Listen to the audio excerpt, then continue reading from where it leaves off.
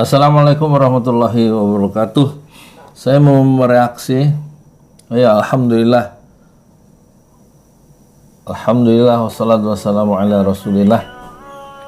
Jadi saya akan mereaksi dari Bang Edi Channel, judulnya Live Indonesia di Tepi Jurang, Amin Rais datang, Rizal Ramli mencari solusi. Udah 14 jam yang lalu ya. Kemudian 32.000 yang nonton.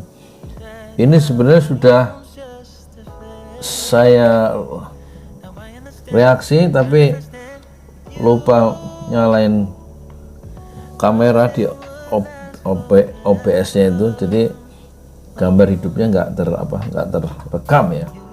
Karena kita cek dulu apa sudah ada OBS-nya. Oh ya, sudah masuk, sudah nyala maksudnya. Kita mulai ya, rekaman itu HP sudah jalan. Ya, mulai ya. Bismillahirrahmanirrahim.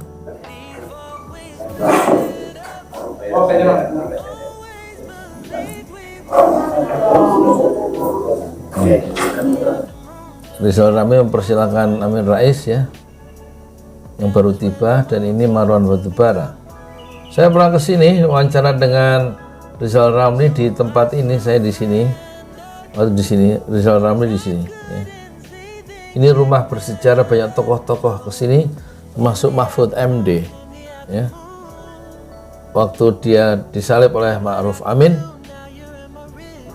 kalau nggak salah Mahfud MD ke sini dan bilang, saya dipermalukan karena nggak jadi wakil presiden. Kata Rizal Ramli. Mahfud bilang begitu waktu itu 2019 ya.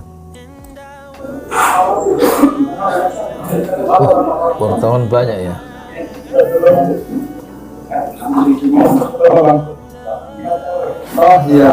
Ini tanggal 19 Agustus ya. Hari Minggu sekitar sore habis asar ini. Tampaknya ini momen yang sangat bersejarah. Berjumpa dua tokoh oposisi terbesar Indonesia dewasa ini ya, di era ujung pemerintahan Jokowi. Mereka tampaknya ingin menjatuhkan Jokowi karena kejahatan Jokowi yang mereka sudah simpan ya.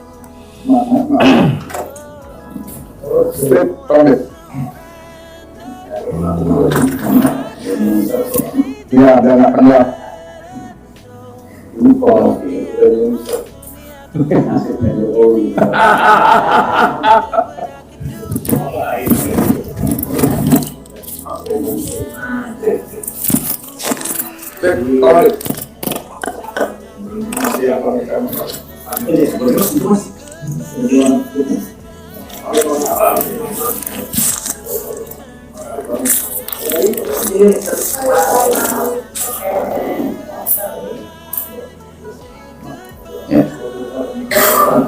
Oh, dikasih wireless ya,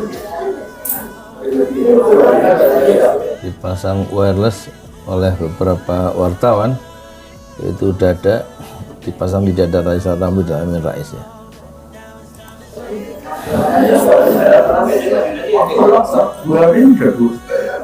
Majuin aja medannya supaya kameranya suaranya mas. Iya.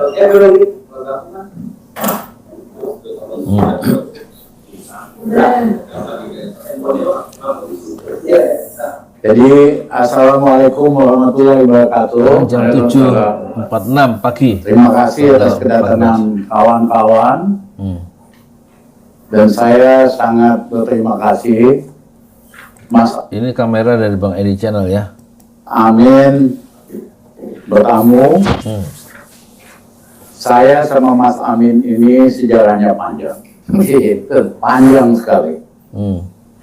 Kami berdua pada waktu itu sama-sama memperjuangkan agar supaya Freeport manfaatnya lebih besar untuk rakyat Indonesia. Sampai pada waktu itu Mas Amin sampai diminta mundur dari ICMI. Saya ingat banget, saya datang ke Jogja sama Dr. Henry Saparini. Ya. Saya tanya, Mas Amin gimana nih, nggak enak nih. Pilihannya kita konsiliasi atau kita lawan aja. Nah, saya nggak nyangka Profesor Amin Rais pada waktu itu masih lebih muda. Jawabannya itu, Mas Rizal kita lawan aja. Dilawan ya, kekuatan Freeport di belakangnya itu ada Amerika ya, dan kerjasama dengan antek-anteknya di Indonesia dalam rezim itu. Wah, pada waktu itu orang berani di Indonesia nyaris kagak ada loh, zaman Soeharto. Sejak itulah hubungan kami semakin dekat. Zaman Soeharto orang yang berani melawan Soeharto nyaris gak ada. Yang kecuali Amin Rais itu yang sangat vokal. Yang kedua, menjelang kejatuhan Pak Harto, Pak Amin betul-betul jadi leader dari perubahan dan reformasi. Ya, karena nulis terus-menerus di rubrik resonansi di Republika. Dan menginginkan dalam tulisan itu adalah suksesi dua pintu. Suksesi dua pintu adalah perubahan kepemimpinan nasional dua pintu, maksudnya presiden sekaligus wakil presidennya diganti.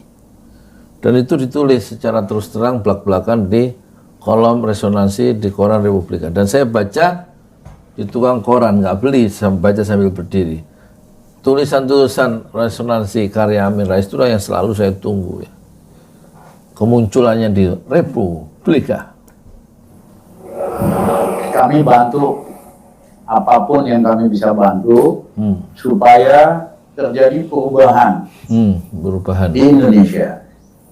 Karena kita dua-duanya itu sangat tidak suka dengan sistem otoriter. Kita di pro demokratik, Pak. Yang kedua, sangat nggak suka dengan KKN. Dua ciri utama Orba. KKN, yaitu kolusi, korupsi, nepotisme. Dan KKN yang dulu dihajar oleh Amin Rais dan kawan-kawan sebagai penyakit Orde Baru, sekarang muncul lagi di zaman era Jokowi lebih dahsyat. Korupsinya lebih hebat, lebih terdesentralisasi, kemudian nepotismenya. Pak Jokowi presiden, kemudian mengendorse, mendorong, menjual pengaruhnya sebagai presiden untuk meloloskan mantunya di Medan sebagai wali kota, anaknya di Solo menjadi wali kota Solo, yaitu Raka Buming ya, Gibran ya, Gibran. Terus Kaisang juga didorong ya semuanya untuk menjadi pejabat publik, sementara dia masih menjadi presiden. Akhirnya, seperti teman-teman ketahui, akhir April 98, tidak ada yang percaya Pak Harto bisa jatuh. Masih sangat kuat. Tapi apa yang terjadi, 11 Maret 98, Pak Harto terpilih, sebulan kemudian jatuh. Terima kasih terhadap peranan Mas Amin, tokoh-tokoh mahasiswa, dan rakyat kita. Nah, ada honeymoon reformasi. Jadi Rizal Ramli mencoba memberikan background ya, mungkin untuk pembaca, penonton yang waktu reformasi itu belum lahir. Kalau lahir tahun 2000 aja, sekarang umurnya 23. Mereka nggak kenal itu reformasi yang dahsyat, menumbangkan Orde Baru. Siapa Amin Rais ya, salah satu tokoh yang penting.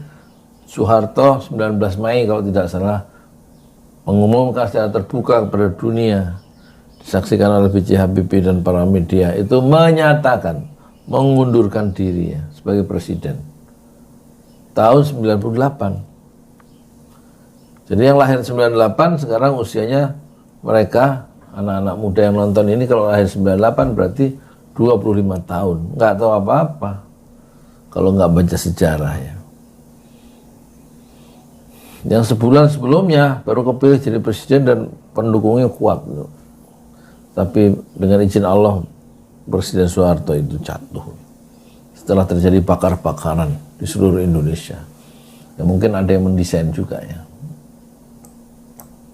Setelah itu, zaman Habibie yang semakin memperkuat demokrasi, pers nggak usah pakai siup-siup, itu surat izin membebaskan semua tahanan politik, dilanjutkan sama Gus Dur, dilanjutkan oleh SBY, Mega. Ya. Tetapi begitu Jokowi berkuasa, tokoh yang tidak pernah berjuang sedikit pun untuk menegakkan demokrasi. Jokowi tahun 98 tidak dikenal. Mungkin sedang jualan ekspor sebagai eksportir mebel ya, atau mulai berdagang. Tidak dikenal dalam gerakan reformasi, gambarnya nggak ada, pikirannya nggak ada, dan tidak pernah berjuang saat tokoh-tokoh dan mahasiswa itu menumbangkan Orde Baru. Jokowi itu tidak ada, absen ya. Kalau saya masih mending. Tanggal 19 Mei saya ada di jembatan di Semanggi, di Senayan itu, di gedung DPR. Ya cuma lihat doang, ya orang juga nggak kenal saya siapa. Tapi 19 Mei saya ada rasa tertarik, ingin tahu ini. Saya ada di jembatan penyeberangan orang itu, ya, di depan gedung DPR. Kalau kesananya kan ke Pejompongan tuh kantornya Fadlizon di IPS, Institut Policy Studies ya. Nah, saya ada di situ di jembatan itu 19 Mei. Belum ada rusuh-rusuh, itu baru besoknya itu gelombang massa menduduki DPR, gedung DPR. Begitu dia puasa 2014, justru demokrasi dia preteli. Caranya, lihat aja indeks demokrasi Indonesia merosot berapa puluh poin. Yang kedua, lembaga-lembaga anti korupsi yang kita dukung dari dulu seperti KPK dilemahkan. Yang ketiga, dia pakai teknik Goebbels. Goebbels itu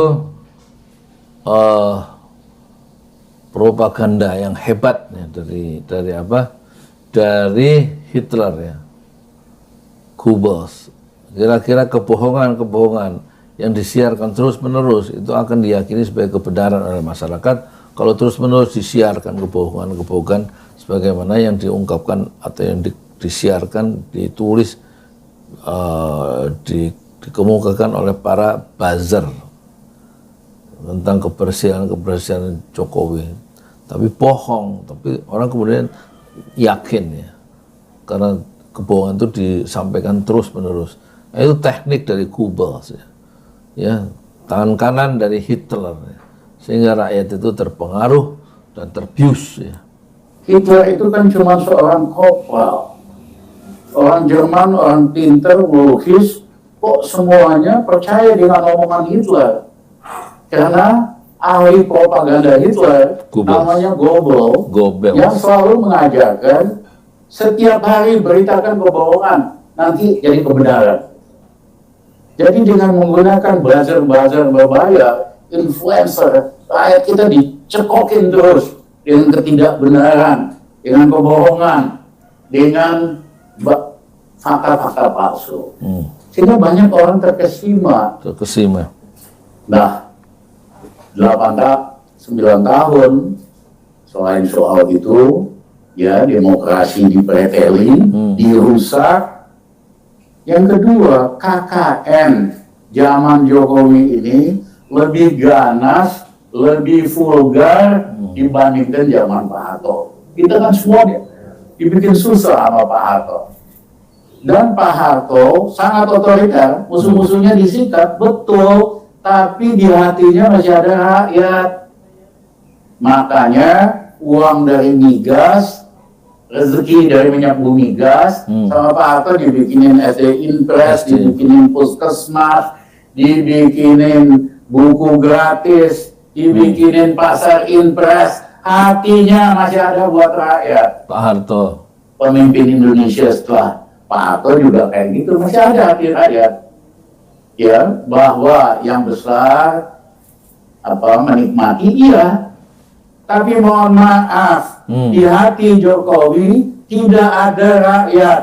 Tampangnya sangat merakyat. Kita ketipu dengan tampangnya. Tetapi hatinya oligarki. Dia kepengen jadi oligarki, dia bantuin oligarki yang membayari segala macam kegiatan politiknya. Satu analisa yang tajam ya. Jadi selama ini kita ketipu oleh tampang deso dari Pak Jokowi, padahal hatinya itu nggak memihak rakyat. Kalau Pak Harto, memang ulama-ulama juga dijebloskan ke penjara ya. Termasuk petisi 50 itu, tahun 84, itu Pak Nasir dilarang keluar dari Indonesia sampai wafatnya tahun 95 ya. Dia punya musuh-musuh politik juga, dan musuh politik itu dihadapi dengan keras oleh Pak Harto. Tapi kata Rizal Ramli, hatinya masih juga mikirin rakyat, bikin SD Impres, sekolah dasar Impres itu loh. Kemudian membuat pasar Impres ya. Impres itu artinya instruksi presiden. Bikin puskesmas, pusat kesehatan masyarakat, itu karya-karya dari Pak Harto. Kebijakan politiknya yang memihak kepada rakyat. Sementara Pak Jokowi, kata Rizal Ramli, itu tampangnya rakyat, sangat merakyat, tapi hatinya itu nggak berpihak kepada rakyat, tapi berpihak kepada konglomerat, berpihak kepada oligarki yang menghisap ya kekayaan kita tanpa memikirkan kesejahteraan rakyat. Ini menurut analisa siapa? Rizal Ramli. Itulah yang mengakibatkan bahwa tujuan dari kemerdekaan kita, Mas Amin, tujuan dari reformasi dikhianati. Tujuan reformasi kan sederhana, tegakkan demokrasi, hapus KKN, bikin rakyat makmur. Dia nggak bisa deliver. Yang ada dia bikin rakyat semakin miskin. Ya, karena hatinya itu nggak ada buat rakyat. Tampangnya doang, selfie-nya doang sama rakyat, sama petani. Yang dia lakukan, subsidi pupuk untuk petani dihapuskan, dikurangi. Yang dia lakukan import terus. Jadi petani kalau nanam padi selama 2 tahun terakhir merugi kalau untuk dijual, kecuali buat makan sendiri. Sektor tanaman pangan tumbuhnya minus 3,19%, artinya mengkerut. Kenapa? Karena apa yang dia pidatokan pro petani, selfie sama petani, hanya slogan dan pencitraan doang. Kebijakannya anti petani. Kebijakannya anti petani. Beda sama Gus Dur dan yang lain-lain. Jadi saudara, kawan-kawan, ini kalau didengar sama Pak Jokowi atau timnya Pak Jokowi betul-betul menghunjam nih ya, kritik tajam dari siapa ini, Rizal Ramli, karena dia punya data dan tampaknya dibenarkan ya oleh Pak Jokowi karena dia memang mengurangi subsidi pupuk ya, dan membuka keran impor ya, banyak-banyak untuk pengusaha-pengusaha yang tentu akan mendatangkan sejumlah keuntungan kan, bukan hanya untuk pengimpor tapi juga ke pejabat yang memberikan izin impor itu. Tapi petani tidak jadi makmur ya, karena hasil pertaniannya atau berasnya itu nggak bisa dijual dengan harga tinggi kan. Nah, di sini tampak Rizal Ramli mulai menaikkan tensinya ya, marah pada rejim ini. Ya, dia bangun dinasti KKN. Anak-anak ini KKN semua dari mana? Ya, konglomerat swasta mau nyumbang 150 miliar Mas Amin, hanya buat bisnis pisang goreng doang. Jakarta Selatan banjir sama pisang goreng dengan duit segitu. Ada konglomerat yang nyumbang 100 miliar hanya buat cendol. Jakarta Selatan banjir sama cendol barangnya. Itu namanya trading influence. Trading influence, memperdagangkan pengaruh sebagai presiden, itu bisa membuat orang lain itu mengeluarkan uang karena pengaruh dari posisi Jokowi sebagai presiden, dan dia mengeluarkan uang untuk anaknya presiden. Itu yang disebut trading influence, ya, perdagangan pengaruh. Dagang kekuasaan, kekuasaan bapaknya yang didagangin. Lebih ganas dari Tommy Soeharto. Tommy Soeharto ngaco bisnis setelah Pak Harto kuasa 15 tahun. Ini baru 7 tahun udah kebablasan. Ya. Dan tidak hanya membangun kerajaan dinasti bisnis oleh KKN, tapi juga bangun dinasti politik. Si Gibran itu udah dirancang sejak pemilihan wali kota di Solo bahwa dia akan dipersiapkan untuk jadi wakil presiden. Jadi wali kota hanya 3 tahun. Makanya undang-undangnya ini akan coba diubah, diturunkan umurnya. Dari 40 ya, ke 35 dia. Benar-benar vulgar dan bejat. Apa yang dilakukan oleh Jokowi ini? Vulgar dan bejat. Bahasa Rizal Ramli, apa yang dilakukan oleh Jokowi dengan melakukan KKN, ya. KKN, korupsi, kolusi, nepotisme. Ya, dengan cara memperdagangkan pengaruh itu, pengaruh bapaknya Gibran Kaisang itu bisa mendapatkan keuntungan-keuntungan, ya, baik penyuntikan modal dari para oligarki, karena pengaruh bapaknya itu. Kalau nggak dipengaruhi oleh posisi bapaknya sebagai presiden, tentu mereka juga buat apa bantu seorang anak muda Gibran atau Kaisang, ya. Karena dia membantu anaknya, anak presiden, maka si yang bantu tadi masih punya harapan, ya, untuk dapatkan fasilitas berikutnya dari pemerintah, karena dia sudah membantu anak-anak dari presiden, kan gitu. Dia pikir Indonesia itu yang disebut jahat dan brutal, ya. Apa tadi istilahnya? Ini kerajaan yang dia mau bangun kembali. Dia lupa dengan sejarah. Pada saat kemerdekaan kita, raja-raja di Nusantara nyerahkan hartanya untuk bangun republik, nyerahkan kerajaannya untuk bangun republik. Raja Jogja nyerahkan hartanya untuk membiayai apa namanya, perang melawan Belanda. Sultan Tidore punya pilihan oleh PBB. Satu, kamu gabung sama Belanda. Yang kedua, kamu merdeka sendiri. Yang ketiga, kamu gabung Republik Indonesia. Sultan Tidore memilih yang ketiga. Terbayang nggak kalau Sultan Tidore waktu ikut Belanda bisa lebih makmur, merdeka. Wah, kekayaan alamnya banyak, nikel segala macam ini, maritim pasti lebih kaya. Teman-teman kebayang nggak kalau Sultan Tidore waktu itu nggak gabung Republik Indonesia? Sepertiga Indonesia bolong dari Tidore ke Papua. Apa namanya nih, Papua sampai Papua. Indonesia bolong sepertiga.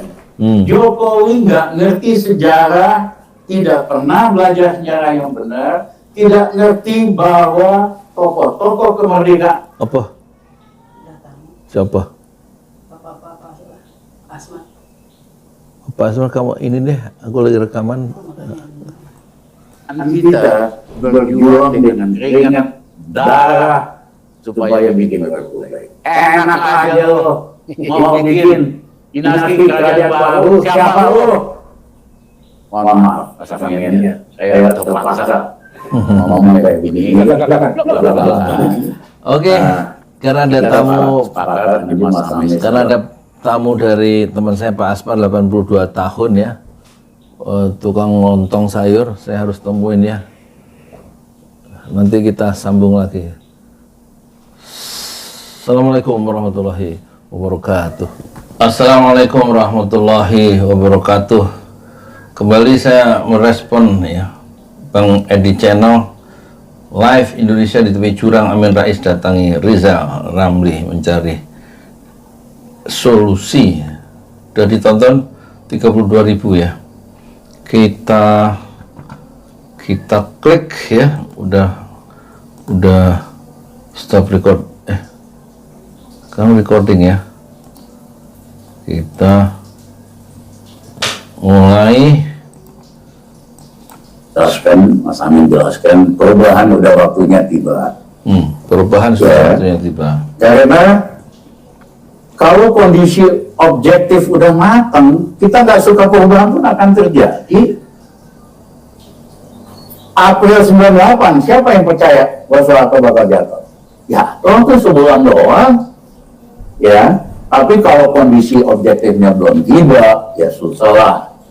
Menurut saya dan Pak Amin, kondisi objektif perubahan sudah tiba. Waktunya kita menyelesaikan, menghentikan pelanggaran terhadap Undang-Undang Dasar kita. Menghentikan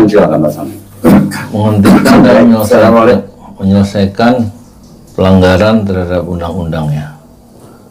Sebetulnya saya matiin air di kamar mandi itu kok bunyinya kelihatan ya, kedengeran.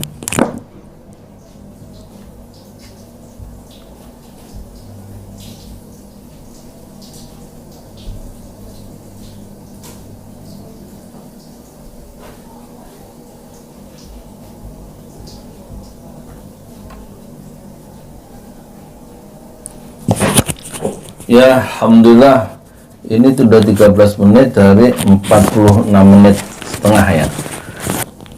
Mungkin dibagi dua aja ya.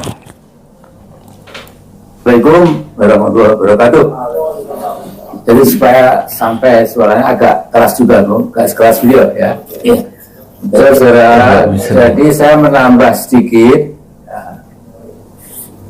Tadi kita berbincang-bincang bahwa proses sejarah setiap bangsa itu ketika bangsa bersangkutan ingin adanya change atau perubahan ke arah lebih bagus, itu memang perlu proses ya.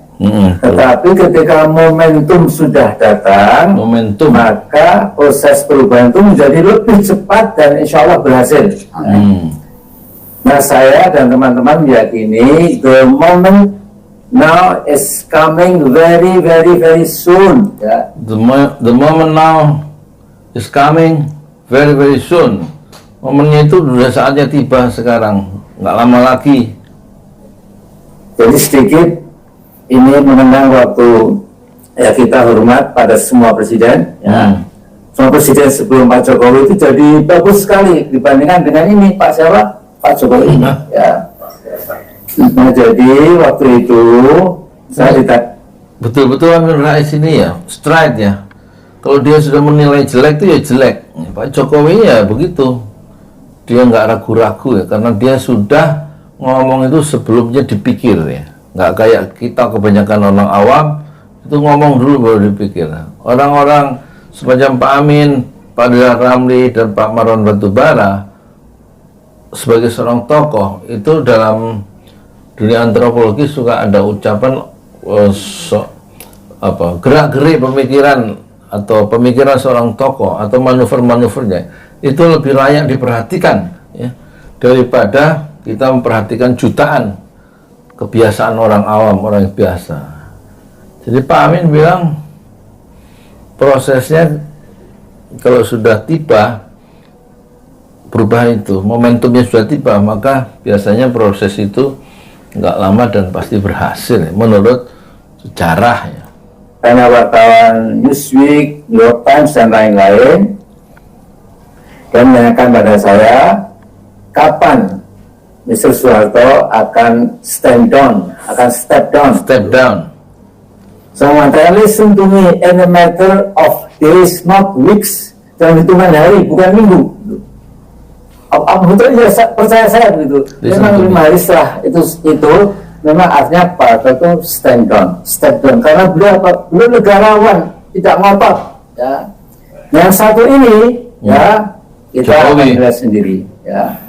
sampai Rocky Gerung mengatakan dia ini itu memang saya kira memang maklum lah ya. Kalau ada kata yang lebih gawat lagi mungkin dipakai Rocky Gerung ya. Jadi terima kasih Pak Rocky Gerung. Ya. Nah karena itu singkat saja. Gara-gara ucapan Rocky Gerung itu relawan-relawan Jokowi mengadukan ke polisi. Tapi kalau menurut Amin Rais, ucapan Rocky Gerung yang B dan T itu maksudnya bajingan tolol itu malah dia terima kasih dengan ucapan Rocky Gerung. Kalau ada bahasa yang lebih belak-belakan lagi harusnya dipakai, tapi dia itu bahasa yang dikeluarkan Rocky Gerung, dia terima kasih katanya. Jadi beda ya, bahasa yang sama dipersepsi dengan dua kelompok atau dua orang yang berbeda persepsinya dan kepentingannya. Yang satu membawa Rocky Gerung diadukan ke polisi, yang satu malah diucapkan terima kasih dengan ucapan-ucapan Rocky Gerung yang terkenal itu, yaitu B dan T tadi. B, Y, T. Kami ini insya Allah akan membuat sebuah pernyataan. Beri waktu kami beberapa hari. Ya. Nanti editor in chiefnya beliau, ya. Saya kasih masukan, Pak Ahmad masukan, Faisal Basri masukan dan lain-lain. Faisal Basri. Nanti Anda semua kami undang lagi ke sini, ya, untuk mengetahui bahwa inilah konklusi kita supaya perubahan cepat terjadi sebagaimana diinginkan oleh kebanyakan rakyat. Saya yakin sekali itu, ya. Nah jadi yang penting 1, 2, 3 hari ini tokoh-tokoh yang tadi saya sebut akan ke sini, ke rumah Pak Rizal Ramli, kemudian tukar pikiran. Jadi kita beri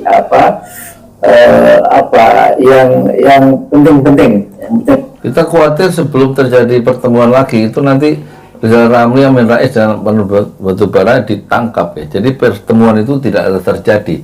Itu satu skenario yang mungkin ya dilakukan oleh pihak istana.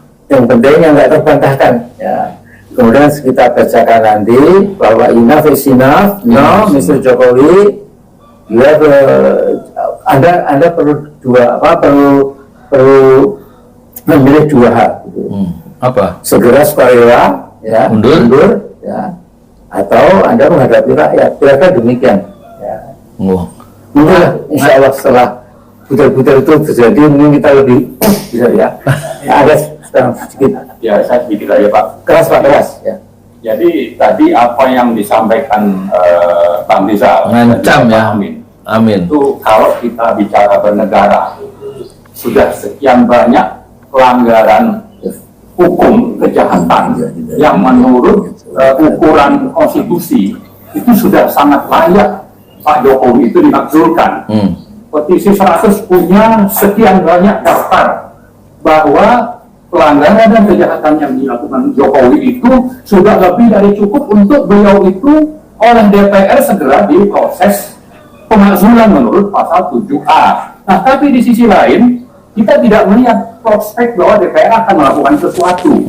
Nah, karena itu kita berharap sebetulnya DPR ini kalau memang ada pimpinan-pimpinannya yang tersandra, ya itu segera diminta mundur supaya proses tadi 7A itu bisa berjalan. Tapi di atas itu semua, seandainya memang tidak bisa, tadi itu Bang Rizal, Pak Amin sudah merencanakan sesuatu untuk kita tidak bisa lagi pakai lewat DPR. Tapi gerakan rakyat itu juga jangan dinilai itu tidak konstitusional. Itu juga sesuatu yang konstitusional. Dan itulah yang mudah-mudahan nanti bisa kita lakukan. Dan kita berharap sebetulnya semua tokoh-tokoh oposisi yang selama ini juga sudah bersuara itu bisa bergabung dengan kita untuk bagaimana ini bisa segera terwujud. Saya kira itu mungkin tambahannya. Terima kasih. Silakan. Iya, pendek-pendek ya. Izin Pak Rizal mungkin nanti bisa menjawab. Saya Fandi dari 20detik.com. Mau tanya sebenarnya apakah tadi kan menyinggung gerakan menurunkan Soeharto gitu di tahun 98, lalu tadi menyinggung bagaimana Jokowi telah melakukan KKN menggerus demokrasi begitu. Apakah yang dimaksudkan nantinya ini akan merencanakan suatu gerakan massa, suatu gerakan mengerahkan massa yang banyak untuk menurunkan Jokowi secepatnya, atau bagaimana gitu Pak, detail dan rencananya ini gitu. Makasih Pak. Yang penting itu kan kesamaan hati dan pikiran. Dan ini antar para tokoh di berbagai kota udah nyambung. Perasaan kita sudah sama, hati kita, pikiran kita sudah sama, dan bukti-bukti tentang pelanggaran konstitusi Jokowi juga lebih dari cukup, ya kan? Bahwa kalau setelah acara ini mereka ditangkap oleh aparat, Amin Rais, Rizal Ramli dan Marwan Batubara dan beberapa tokoh yang lain, dan kemudian dituduh makar, tampaknya akan terjadi akumulasi perlawanan ya dari kaum oposisi di luar tokoh-tokoh yang ditahan tadi. Justru kalau ini sampai diperlakukan dengan tidak fair oleh istana yang mempunyai aparat di bawah Menteri Dalam Negeri yaitu polisi, ini akan terjadi satu keadaan yang mungkin malah chaos ya, atau di luar perkiraan semua pihak ya, karena rakyat marah dan kemudian rakyat bisa mengepung dan menggulung istana. Pak itu tergantung Jokowi apa sadar diri sebelum semua jadi bubur atau akhirnya akan berubah jadi kekuatan rakyat yang melakukan perubahan. Karena kondisi objektifnya sudah matang, itu nggak perlu lama-lama banget. Ya, Insya Allah. Teman-teman mahasiswa dari seluruh Indonesia, ya kan, udah semakin kompak. Tokoh-tokoh buruh kemarin, lihat aja. Tokoh-tokoh aktivis, tokoh-tokoh Islam, yang jalan sendiri-sendiri. Tapi ketika waktunya tiba, semuanya akan bersatu bagaikan air bah. Ya, karena mukadimah Undang-Undang Dasar 45 kita kan sederhana. Tugas pemimpin itu mencerdaskan rakyat, memakmurkan rakyat. Jokowi sering membodohin rakyat dengan berita palsu, dengan fakta-fakta palsu. Dan membayar influencer sama buzzer yang pada dasarnya menyesatkan rakyat, bukan mencerdaskan rakyat. Nggak ada loh pemimpin di Indonesia menggunakan buzzer sama influencer, karena dia pengen rakyat kita cerdas. Yang kedua, kalau Jokowi nggak bisa bikin rakyat makmur, jangan bikin susah. Yang terjadi hari ini makmurin pada bisa, yang ada bikin rakyat makin miskin. Upah buruh naik lebih rendah dari inflasi makanan, itu namanya ngajakin miskin berjamaah. Jadi ini waktunya perubahan akan tiba, ya kan? Dan nanti kita akan ajak teman-teman juga, purnawirawan, ya, polisi dan tentara, TNI, tokoh-tokoh akademik dan sebagainya. Time has come, time, waktunya Indonesia berubah untuk lebih baik. Time is come, waktunya telah tiba untuk Indonesia yang lebih baik. Poinnya sudah dapat ya, nanti diteruskan sendiri, lihat sendiri Bang Edi channel ya. Ini dua ini akan saya gabungkan menjadi satu. Dua video ya. Assalamualaikum warahmatullahi wabarakatuh. Seluruh politisi suruh saya minta maaf. Hasto, Sekjen PDIP, Rocky Gerung mesti minta maaf. Akbar Faisal, Habibur Rahman, Ketua Fraksi, salah satu wakil Ketua Gerindra. Anda mesti minta maaf dong. Pertanyaan saya, minta maaf pada siapa? Coba. Saya minta maaf pada orang yang tersinggung. Siapa yang tersinggung? Yang tersinggung ternyata adalah relawan. Lo ucapan saya bukan pada relawan, saya nggak bilang relawannya bajingan, saya bilang kesinggungnya bajingan. Nangkap nggak logiknya itu? Masa saya minta maaf pada relawan? Konyol. Anda baca statistik dunia, kemiskinan di Indonesia itu 120 juta orang itu rentan jadi miskin. Separuh dari bangsa ini miskin. Harga pangan naik 1% nambah dia 125 juta orang. Untung Indonesia masih ada sistem kekeluargaan, sehingga tetangga yang miskin masih bisa kita rawat camp, makan di rumah sebentar. Bayangkan kalau hitungan ini ada di negara-negara barat, itu artinya terjadi keresahan sosial. Jadi kita bersyukur bahwa ada gotong royong, tapi gotong royong itu bukan akibat kerjaan pemerintah, tapi hati nurani masyarakat kita yang tumbuh. Kan itu dasarnya tuh. Jadi kita kasih kritik karena pemerintah secara kebijakan tidak memelihara fakir miskin. Artinya kesejahteraan tidak tiba.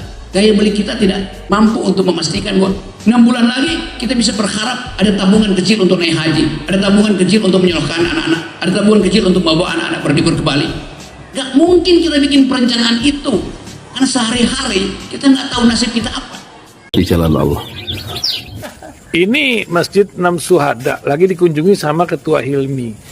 Modal awalnya berapa Pak Yudi Pramuko? 750.000 Rp750.000 aja. Jadi ini 500 jutaan nih barang. Sekarang udah habis 310. Masya Allah, tuh udah pakai keramik, plafonnya tinggal. Granit tuh kayak marmer. Tuh, Masya Allah nih, sampai juga kita ke sini.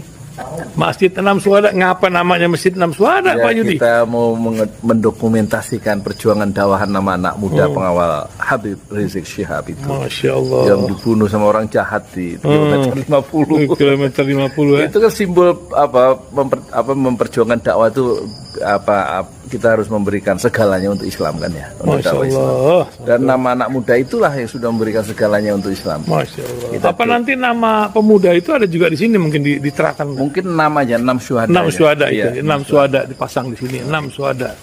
Bip Ali, apa yang dikomentarin dari ini semua, Bip Ali? Masya Allah, luar biasa. Dari uang 700.000, kalau pengen ternyata bisa. Bisa. Allah kirim. Tuh, bisa. Ya, Dengan masuk satu gang kecil, tapi Bapak ini luar biasa. kecil tuh. Masya Allah ya. Satu call aja. Masya Allah. Perjuangan Pak Yudi Pramuko, YouTuber sejagat paling tua. Tertua di semesta. Tertua di semesta. Masya Allah. Tukang donat. Tukang donat. Tukang donat dari Paru. Ini saya laporkan dari lapangan ini, langsung dari Masjid Enam Syuhada. Masya Allah. Dan ini dia. Dalam lihat ah. Tuh lihat tuh masjidnya. Tuh imamnya di situ tuh.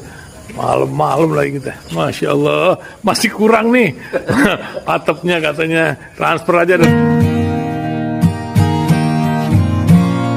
Thank